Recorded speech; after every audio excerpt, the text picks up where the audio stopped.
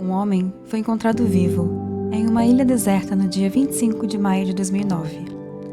Resgatado por uma embarcação pesqueira que se perdeu momentaneamente da rota, foi levado ao hospital para avaliações físicas e psicológicas. Trazia contra o peito um caderno preto, um caderno ao qual se segurava com toda a força, como se sua vida dependesse disso.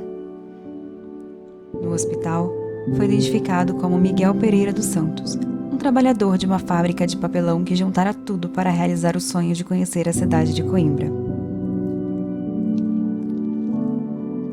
Todos se lembravam do acidente que passara na TV 10 anos atrás.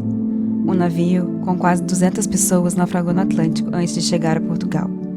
Apenas alguns corpos foram encontrados e os outros provavelmente haviam acabado no fundo do mar. Ninguém esperava que depois de todo esse tempo pudessem achar algum sobrevivente.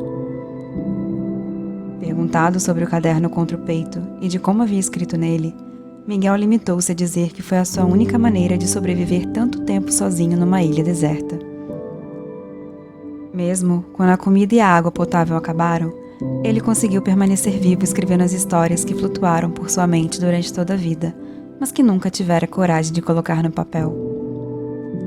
Essas histórias, explicou ele, me mantiveram vivo. Era um alimento para o estômago e um alívio para a sede. Descobri, nesses 10 anos, que um homem pode viver o tempo que for sem comida ou sem água.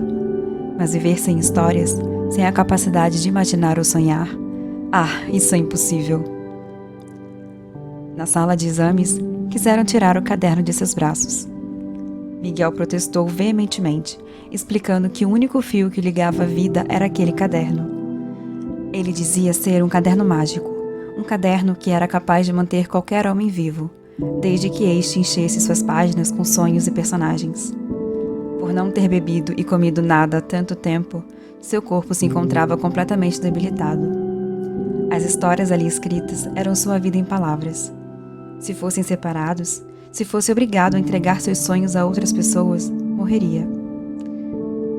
As palavras marcadas no papel abandonariam este mundo junto com ele, e toda sua existência seria reduzida ao nada. E isso seria um desperdício após ter conseguido sobreviver por todos esses anos.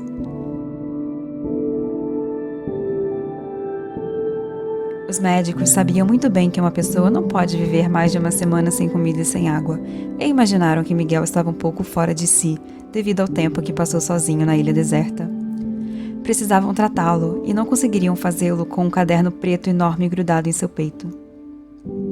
Em meio a gritos e protestos de Miguel, os médicos conseguiram arrancar-lhe o caderno das mãos e tiveram de sedá-lo para controlar o homem que queria destruir tudo ao redor, para chegar ao objeto que agora se encontrava nas mãos de uma assustada enfermeira.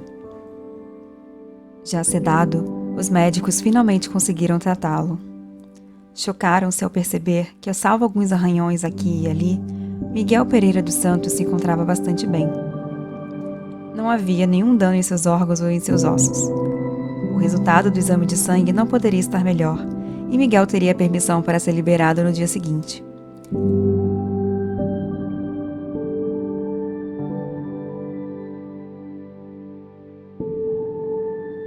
Passaria apenas por uma avaliação psicológica antes de ir, mas acreditavam que não estava louco, apenas um pouco desorientado, e nada que algumas consultas com o psiquiatra do hospital e alguns remédios não dessem jeito.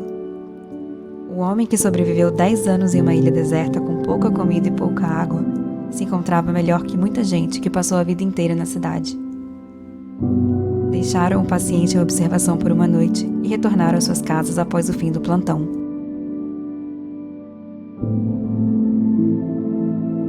No dia seguinte, veio a surpresa.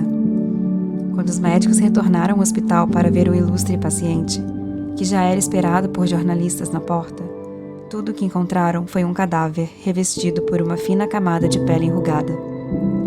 Era como se Miguel tivesse secado completamente num período de 12 horas, mortinho e desfigurado, como uma fruta deixada por muito tempo baixo um fortíssimo sol. Uma das enfermeiras chorava copiosamente, explicando a todos que não entendia o que havia acontecido, uma vez que checou o paciente regularmente durante a madrugada.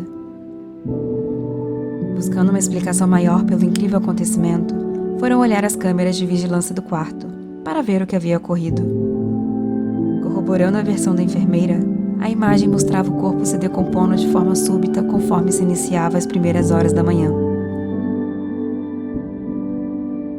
Miguel Pereira dos Santos estava morto, e não poderia dar qualquer satisfação a todos os jornalistas curiosos lá fora, ansiosos por uma história que estamparia as capas dos jornais.